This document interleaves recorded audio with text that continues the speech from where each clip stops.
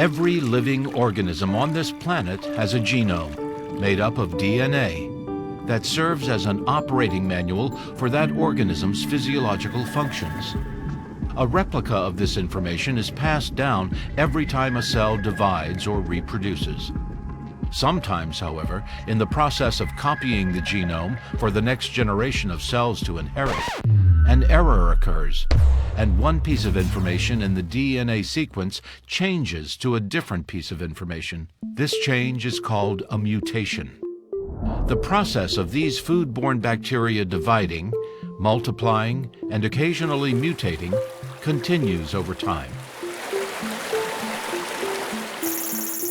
As these bacteria persist in the environment and mutations occur, populations of bacteria with slightly different genomic sequences could end up populating different water sources used for agricultural purposes.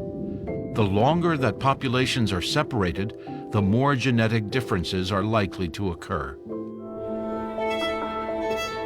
These differences can be identified using a process called whole genome sequencing, a revolutionary technology that is transforming our understanding of foodborne pathogens and food safety.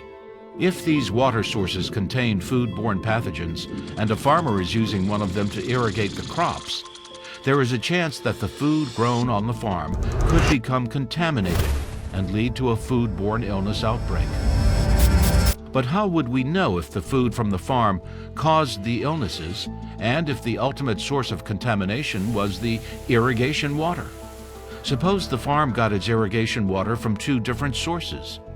We could use whole genome sequencing to analyze the pathogens collected from sick individuals, the farm, and from the two water sources.